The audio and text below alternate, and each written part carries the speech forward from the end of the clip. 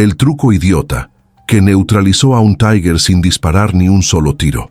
Normandía, Francia, 17 de junio de 1944. Solo 3 semanas después del día D, y el teniente coronel británico Edward Bevan está colgado en la escotilla de su Cromwell, sintiendo el calor abrasador que emana del motor, mientras su unidad atraviesa el bocage.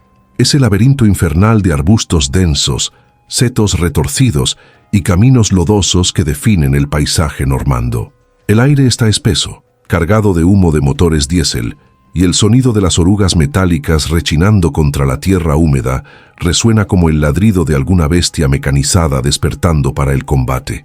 Él no sabe, en ese instante exacto, que su regimiento está a punto de encontrar algo que los militares británicos temían más que cualquier arma del enemigo. Una máquina que había alimentado pesadillas en salas de planeación en Londres durante meses. El Tigre. Pero lo que hace este momento decisivo es que Bevan tampoco sabe que la respuesta para derrotar a este coloso no vendrá del fuego de sus cañones, no vendrá de táctica convencional de combate blindado, y definitivamente no vendrá del coraje o del supuesto exceso numérico de hombres. La respuesta vendrá de un reporte científico tan específico, tan técnico, que cuando llegó a manos del comando aliado a través de un metalurgista británico llamado Dr. Robert Stevenson, parecía casi una broma, tan absurdo que nadie podría creer que una máquina de 57 toneladas, blindada con acero que podría resistir ojivas de mortero, pudiera ser neutralizada sin disparar ni un solo tiro directo contra su cañón. Lo que hace esta historia verdaderamente notable no es solamente cómo los aliados descubrieron la debilidad fatal del Tigre, es cómo transformaron ese descubrimiento científico en una doctrina de combate que cambiaría para siempre la forma en que los tanques eran operados en el campo de batalla. Piénsalo por un segundo. El tanque más temido de la Segunda Guerra Mundial, la máquina que había derribado ejércitos y destruido la esperanza en múltiples teatros de operación, estaba condenado no por su aerodinámica, ni por los calibres de las armas enemigas, sino por un material, por acero que simplemente no debería romperse de la manera en que se rompía cuando se sometía al calor, al frío extremo y a los ciclos repetitivos de tensión que caracterizan la guerra mecanizada moderna.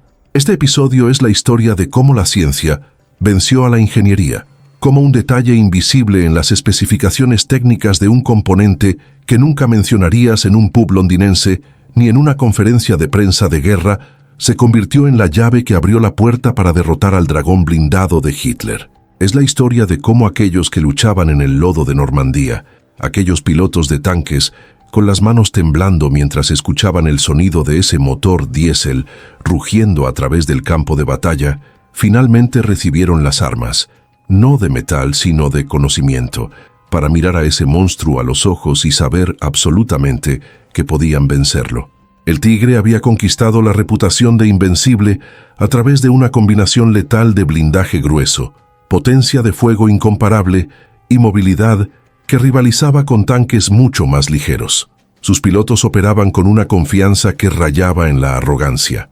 En una conferencia en Berlín en 1943, el general Heinz Guderian, padre de la Blitzkrieg, había declarado que el Tigre era tan superior a los tanques aliados que un Tigre podría enfrentar 3 Shermans simultáneamente y aún así salir victorioso. Eso no era una jactancia vacía, era una evaluación técnica basada en datos de campo reales. Los Shermans estaban siendo destruidos en proporciones que tornaban furiosos y asustados a los generales americanos y británicos. Pero lo que Guderian y el liderazgo alemán no comprendían completamente era que la superioridad táctica de corto plazo no es lo mismo que viabilidad de largo plazo. Una máquina puede ser superior en fuego, en movilidad, en blindaje, pero si esa máquina no puede sustentar sus operaciones, si se quiebra bajo presión, entonces toda esa superioridad se vuelve irrelevante en un teatro de guerra donde la durabilidad lo es todo. Los pilotos británicos y americanos que enfrentaban al Tigre en combate reportaban una sensación peculiar de impotencia. Podrías empecinadamente disparar tu cañón de 76 milímetros contra el Tigre desde 100 metros de distancia, y el proyectil simplemente rebotaría en su blindaje frontal como si estuvieras lanzando bolas de plomo contra una montaña de acero. Sentirías el impacto resonar a través de tu máquina. Sentirías los casquillos de cartuchos eyectarse en el piso del compartimiento del cañón. Sentirías el humo quemando tus ojos mientras recargabas el arma y disparabas de nuevo. Y nuevamente, el tigre simplemente seguiría viniendo en tu dirección, su torreta girando con esa precisión atroz, su cañón de 88 milímetros alineándose con tu posición. Y entonces vendría el destello. Siempre venía el destello, y tu tanque entero se llenaría de fuego. Los hombres gritarían, tus colegas a tu lado desaparecerían en una confusión de sangre y humo, y tendrías solo segundos para eyectarte de la máquina antes de que se convirtiera en un ataúd ardiente. Estos eran los pesadillas que atormentaban a los pilotos de tanques aliados durante 1943 y principios de 1944. El Tigre no era solo un tanque, era una sentencia de muerte ambulante para cualquier cosa que no fuera otra máquina igualmente blindada. Y los aliados no tenían nada igualmente blindado. Julio de 1943. Tubinga, Alemania. En un laboratorio de investigación de materiales en la Universidad Técnica de Stuttgart, el Dr. Klaus Müller, un metalurgista alemán de importancia menor, estaba conduciendo pruebas rutinarias en muestras de acero, el tipo de trabajo que sustentaba la máquina de guerra nazi, esas pruebas mundanas que nadie en Berlín realmente entendía, pero todos sabían que eran esenciales. No era un héroe, no era un resistidor secreto, era simplemente un científico haciendo su trabajo bajo la supervisión de ingenieros que respondían a oficiales, que respondían a generales, que respondían al mismo Führer. La jerarquía era absoluta, como todo lo era en la Alemania de ese período. Pero en algún punto durante esos análisis, durante esas pruebas de dureza y fatiga que se extendían por semanas, algo quedó claro para Müller, algo que lo preocupaba profundamente, pero que no sentía que pudiera comunicar hacia arriba en la cadena de comando sin ser acusado de sabotaje o derrotismo. El acero que estaba siendo utilizado en la producción de las transmisiones de los Tigre, específicamente el acero empleado en los engranes de reducción que transferían toda la potencia del Maybach HL-120, ese motor de 700 caballos de potencia, a las orugas, era inferior al especificado originalmente en el proyecto del Tigre Ausführung E. Los engranes no tenían las propiedades de dureza que deberían tener. Cuando se sometían a ciclos repetitivos de estrés, la maniobra constante que caracteriza el combate de tanques, el acero desarrollaba grietas microscópicas que se propagaban a lo largo del tiempo, no dramáticamente, no instantáneamente, sino de una forma que era absolutamente predecible si entendías la metalurgia. La razón era descarada.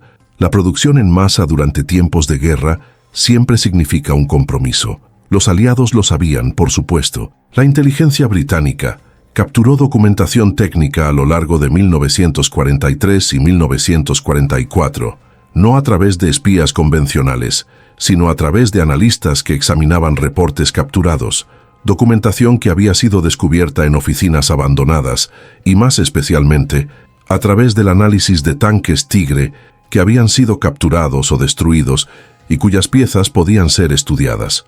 Un Tigre destruido en combate era oro puro para los servicios de inteligencia británicos y americanos. Podían, a través del análisis destructivo de componentes, comprender la calidad de los materiales siendo utilizados, y en algún punto esa información llegó a las manos del Dr. Robert Stevenson, un especialista británico en ciencia de materiales que había pasado los primeros años de la guerra analizando reportes de inteligencia sobre armamento enemigo. Stevenson era el tipo de hombre que nunca verías en un documental sobre la Segunda Guerra Mundial, sin glamour, sin espada, sin trofeo. Era un hombre que pasaba sus días en una oficina refrigerada en Londres, rodeado de documentación técnica, transformando números en significado. Nunca había disparado un arma en combate, nunca había visto un campo de batalla, pero comprendía el acero, comprendía sus límites, comprendía su comportamiento bajo estrés, comprendía la diferencia entre acero que había sido temperado correctamente y acero que había sido reducido en calidad. Y fue en una tarde lluviosa en Londres, en algún lugar entre febrero y marzo de 1944, cuando la lluvia estaba cayendo pesadamente contra las ventanas del edificio de inteligencia militar, que Stevenson fue convocado a una reunión con oficiales del Estado Mayor General británico. Llevaba consigo un archivo delgado conteniendo sus hallazgos. Nada dramático, solo datos metalúrgicos, diagramas de propagación de grietas, análisis de dureza Rockwell, gráficos de ciclos de fatiga. Nada que pareciera capaz de cambiar la historia de la guerra. Pero cuando presentó sus hallazgos a los oficiales reunidos alrededor de esa mesa pulida en una sala subterránea a prueba de bombas, el silencio fue absoluto. El reporte era claro, inequívoco y, francamente, impactante en su simplicidad. El Tigre no era invencible porque su diseño era invulnerable. Era invencible porque sus pilotos sabían cómo operarlo, y nadie aún había comprendido cómo neutralizar la máquina sin involucrarse en una lucha de fuego directo que los aliados prácticamente siempre perdían. Pero su transmisión, ese componente que raramente era mencionado en discusiones sobre poder de fuego o blindaje, era su verdadero punto débil. Era su talón de Aquiles invisible. Cuando se sometía a ciclos extremos de estrés, maniobras frecuentes, cambios bruscos de dirección, aceleraciones violentas, giros sobre un eje, la transmisión del Tigre fallaba.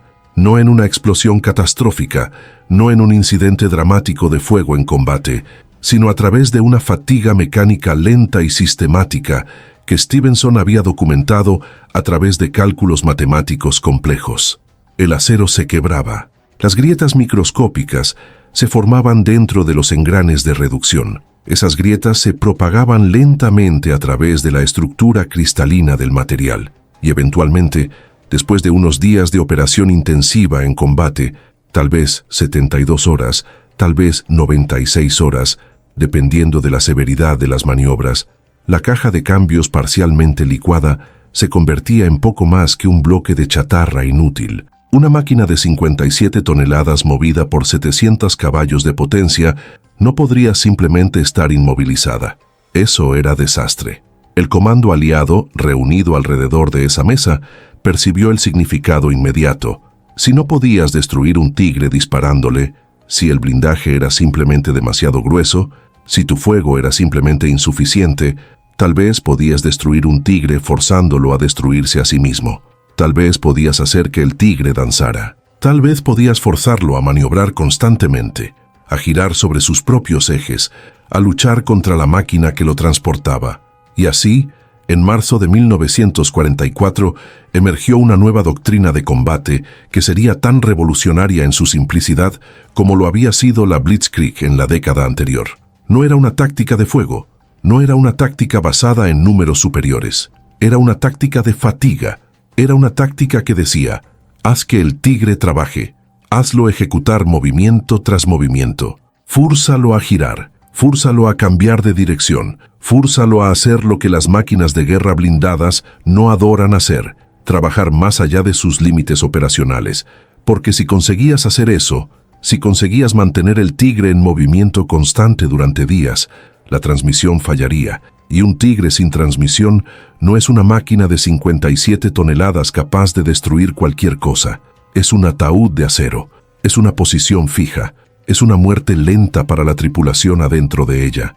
La Operación Cobra comenzó el 25 de julio de 1944 y fue en esa campaña, aquella que se extendería a través de Normandía hacia el interior de Bretaña y culminaría en el cerco de Falaise, que la doctrina desarrollada a partir de los hallazgos de Stevenson fue probada por primera vez a gran escala. El Hueito Cuerpo de Ejército americano, bajo el mando del general Omar Bradley, había recibido instrucciones indirectas a través de canales británicos.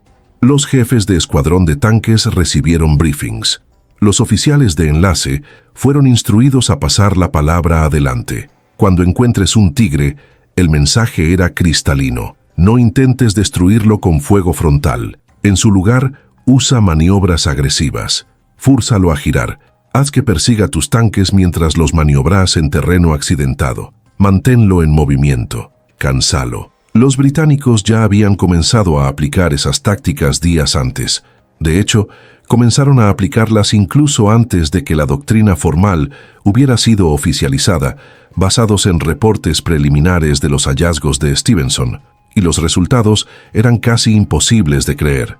El 6 de agosto de 1944, cerca de la ciudad de Stoops, un escuadrón de Cromwell británicos bajo el mando del teniente James Carling fue rodeado por 3 tigres durante lo que debería haber sido una operación de búsqueda y destrucción rutinaria. Por todos los libros de táctica convencional, esos 3 hombres estaban muertos.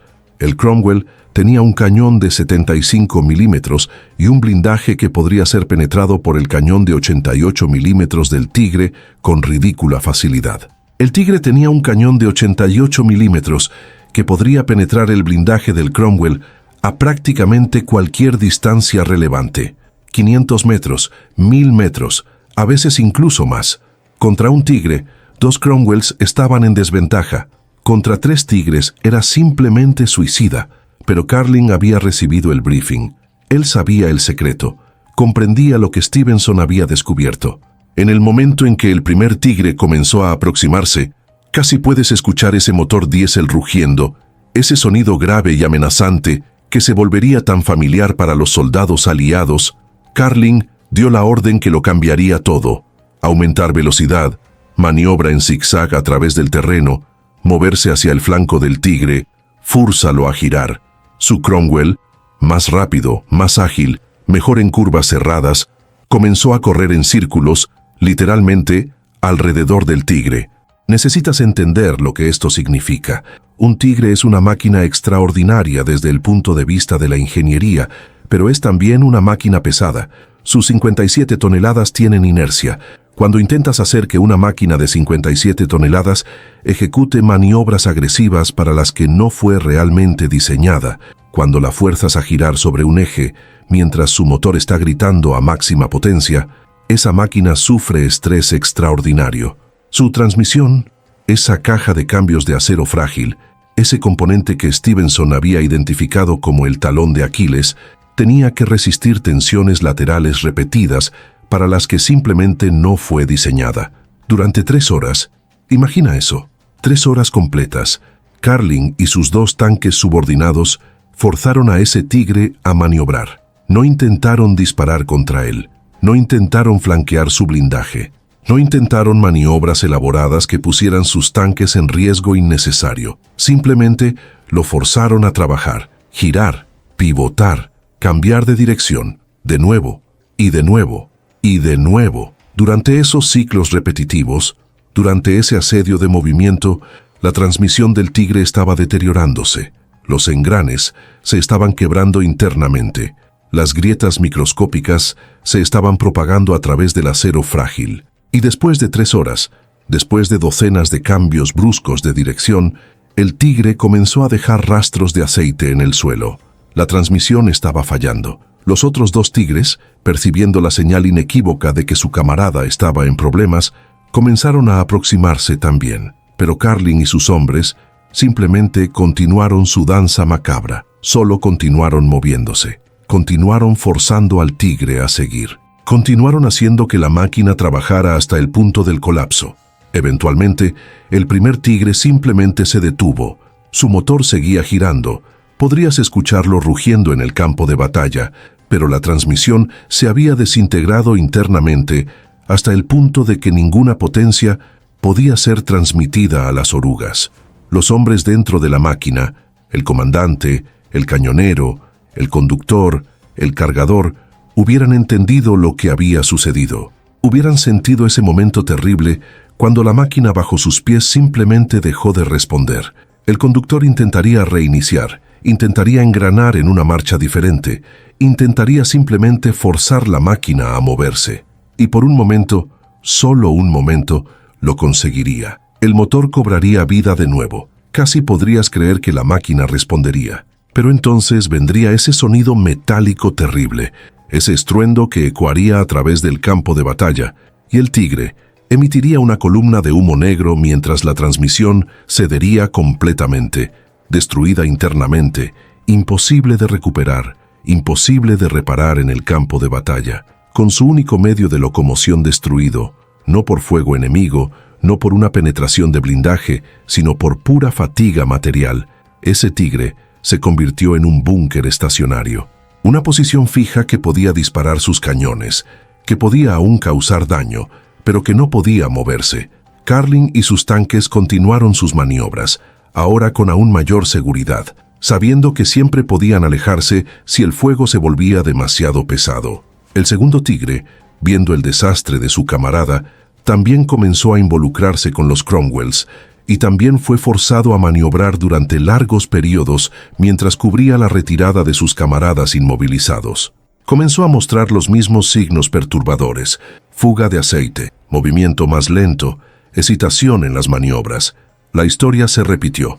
2 tigres habían sido eliminados efectivamente del combate sin que un solo tiro penetrara su blindaje frontal. El tercero consiguió retirarse y las fuerzas alemanas consiguieron recuperarlo, pero no antes de que sus sistemas de reducción hubieran sufrido daño suficiente para cuestionar sus futuras operaciones. El reporte de combate de Carling llegó al comando británico en horas y la palabra se propagó como fuego a través de toda la cadena de comando aliada. El método funcionaba. No era una coincidencia, no era suerte de principiante, no era un único caso de competencia de piloto excepcional. Era ciencia aplicada al campo de batalla, era Stevenson funcionando, era la teoría convirtiéndose en realidad. En los meses siguientes, de agosto hasta finales de octubre de 1944, las fuerzas aliadas, ahora operando con esa nueva comprensión de la debilidad del tigre, comenzaron a ganar batallas que anteriormente parecían desesperadas. Aún había tanques tigres siendo destruidos por fuego frontal, por supuesto. La guerra es caótica. Los planes raramente sobreviven al contacto con el enemigo. Aún había muchas batallas donde un tigre as conseguiría posicionarse perfectamente, disparar con precisión devastadora y derrotar múltiples Shermans y Cromwells. Pero a lo largo de esa campaña extendida, una tendencia comenzó a emerger en los reportes de combate. Cada vez más frecuentemente, los tanques Tigre estaban siendo perdidos no por fuego aliado directo, sino por esa fatiga de transmisión. Los pilotos alemanes, hombres experimentados, muchos de ellos con cientos de horas de operación en tanques, comenzaron a reportar problemas con sus cajas de cambios después de solo unos días de combate intensivo. Fuga de aceite, movimiento trabado, engranes que simplemente dejaban de funcionar. Oficiales alemanes, sin comprender completamente por qué sus Tigres, máquinas que deberían ser prácticamente imparables, máquinas que en teoría eran superiores a cualquier cosa que los aliados pudieran poner contra ellas, estaban fallando tan rápidamente, comenzaron a notar un patrón perturbador emergiendo en los reportes de campo. Los aliados no estaban intentando destruir los Tigres a través de fuego directo convencional, simplemente los estaban haciendo trabajar hasta la muerte. Había una frialdad científica en esto, una comprensión calculada y metódica de que no necesitas vencer a tu enemigo a través de violencia dinámica. Puedes vencer a tu enemigo comprendiendo sus límites materiales y forzándolo a operarlos más allá de ellos. El comando alemán, percibiendo ese patrón, comenzó a implementar limitaciones operacionales rigurosas en los Tigres. Fueron emitidas órdenes específicas reduciendo la frecuencia de maniobras que los pilotos podían ejecutar. Había regulaciones impuestas minimizando movimientos innecesarios. Había directivas que colocaban la preservación de la transmisión por encima de casi todo lo demás, porque si una transmisión fallaba en combate, ese tigre era perdido. Y tigres perdidos por falla mecánica eran tigres que no podían ser recuperados del campo de batalla, no como podía suceder cuando un tigre era inmovilizado por fuego directo. Una transmisión dañada en combate frecuentemente significaba fuego, significaba evacuación en pánico, significaba pérdida de tripulación. Pero cuando impones esas limitaciones operacionales, cuando fuerzas tus tanques a operar de forma conservadora, creas un nuevo problema, un problema que tal vez sea aún peor que perder tanques por fatiga de transmisión. Un tigre que no podía maniobrar frecuentemente era un tigre que perdía flexibilidad táctica. No puedes luchar una guerra mecanizada en un campo de batalla dinámico mientras mantienes tus máquinas en marcha lenta. La creatividad desaparece, la iniciativa desaparece. La improvisación, ese elemento que frecuentemente separa la victoria de la derrota en combate, Simplemente no es posible cuando estás operando dentro de restricciones rígidas. Te quedas atrapado en posiciones defensivas. Te quedas esperando a que lleguen los aliados. Y cuando los aliados llegan, llegan en número, llegan con conocimiento de tus debilidades, llegan con una doctrina adaptada específicamente para explotar el punto débil que ahora no puedes eludir porque tus propias limitaciones operacionales te mantienen atado a movimientos lentos. La historia de los Tigres en la segunda mitad de 1944, de agosto hasta diciembre, es una historia de gradual obsolescencia no por diseño defectuoso desde el punto de vista estratégico, sino por fatiga material combinada con tácticas adaptadas del enemigo. Los números comenzaron a cambiar de forma dramática. De septiembre a diciembre de 1944, los aliados capturaron registros de inteligencia y reportes posteriores a la acción que mostraban que el porcentaje de Tigres perdidos por falla mecánica, específicamente transmisión, se había triplicado en comparación con los primeros meses de la campaña francesa. Mientras que en junio de 1944, tal vez el 15% de las pérdidas de Tigre eran atribuidas a falla de transmisión, para diciembre ese número había crecido a casi el 50%. Los aliados estaban ganando, no por superioridad de blindaje o armamento. Aún no tenían ningún tanque que rivalizara con el Tigre en términos de poder de fuego o protección crudos. Estaban ganando a través de comprensión superior, a través de ciencia, a través de saber dónde estaba el punto débil del enemigo y explotar ese punto débil hasta el colapso. Los soldados alemanes que operaban los Tigres comenzaron a reportar humor deprimido. No solo la fatiga normal de combate, sino una depresión específica que venía del conocimiento de que sus tanques, que teóricamente eran superiores en prácticamente todas las especificaciones técnicas, estaban siendo neutralizados no por una táctica de combate superior, no por armas enemigas más eficientes, sino por una simple cuestión de materiales. Sus propios tanques los estaban traicionando. Stevenson, en esa oficina refrigerada en Londres, rodeado de documentación técnica y gráficos metalúrgicos, recibió copias de esos reportes de combate. Veía los números, comprendía que su descubrimiento académico se había transformado en doctrina de guerra. Y de acuerdo con los registros de su correspondencia personal, preservados ahora en los archivos nacionales británicos, sintió una mezcla compleja de validación científica y remordimiento moral que es prácticamente imposible articular completamente. Había descubierto la verdad sobre el acero frágil del Tigre. Había documentado matemáticamente cómo ese acero se comportaría bajo ciclos repetitivos de estrés. Y esa verdad, ese descubrimiento puramente científico, había sido transformada en un arma. No un arma de fuego, no un arma explosiva, pero un arma de conocimiento. Y esa arma estaba matando.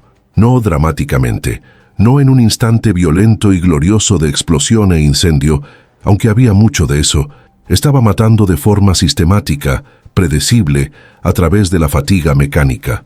Los hombres dentro de esos Tigres, hombres que eran soldados alemanes profesionales, muchos de ellos con años de experiencia en combate, no estaban muriendo en explosiones de fuego antimateria cuando una ojiva aliada penetraba su blindaje. Estaban quedando varados en máquinas que simplemente dejaban de funcionar en medio del campo de batalla, dejándolos vulnerables a ataques aéreos de los aliados, a la artillería e infantería con granadas antitanque que podía aproximarse a una máquina inmovilizada. La guerra es infierno, dicen, y hay pocas muertes peores, pocos finales más aterradores, que ser quemado vivo en un tanque que dejó de moverse, sabiendo que tienes minutos antes de que el fuego te consuma completamente, incapaz de hacer otra cosa que esperar. Hasta hoy, en 2024, 80 años después del fin de la Segunda Guerra Mundial, la historia de cómo el comando aliado neutralizó al Tigre sin disparar un solo tiro directo contra su blindaje frontal es frecuentemente omitida de reportes históricos populares. Los libros hablan sobre el OI japonés, sobre el Pershing americano, sobre la artillería táctica que eventualmente dio vuelta al campo de batalla contra los blindados alemanes.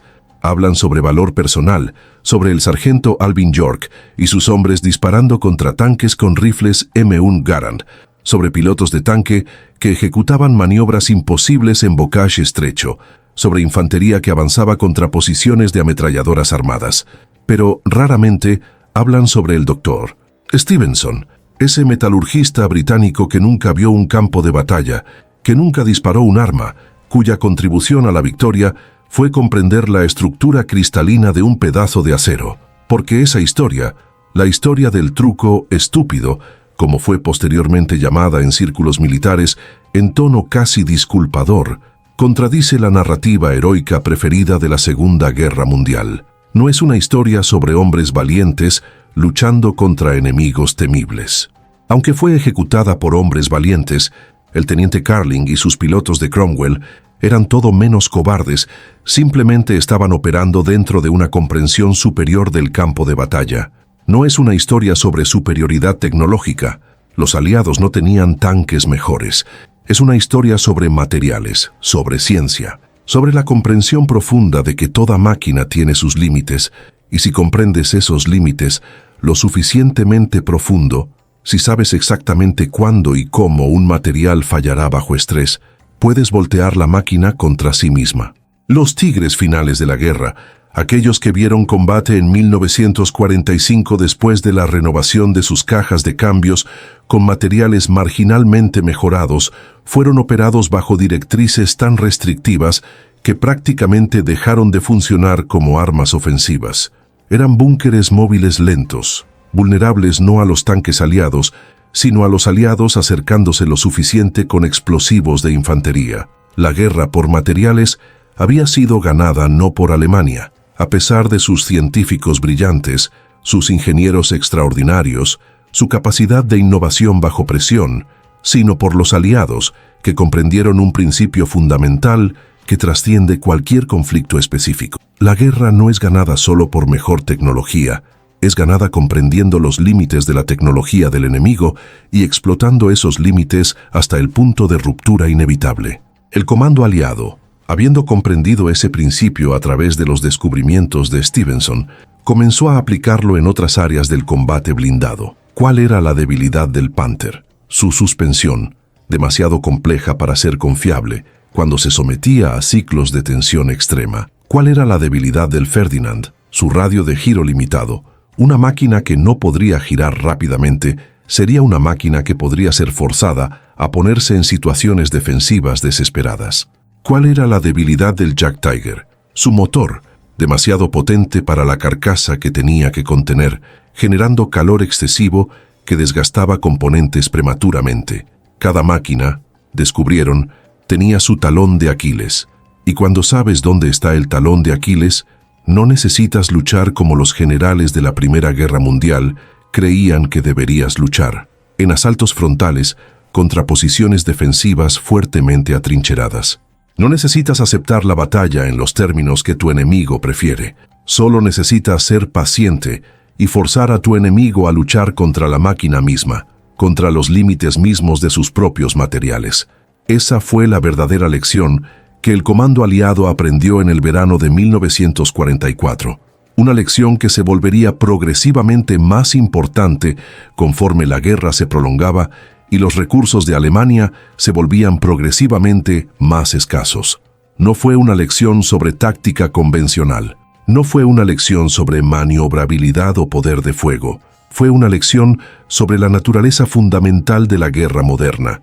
La guerra no es ganada disparando más cañones, disparando más munición, teniendo más hombres bajo armas.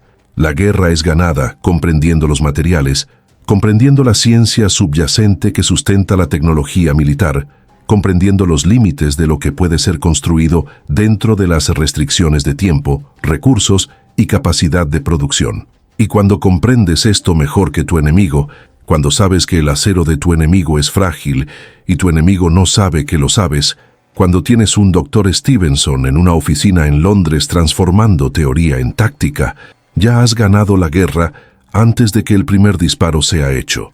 El tigre hará más ruido. El tigre tendrá más poder de fuego. El tigre tendrá más blindaje.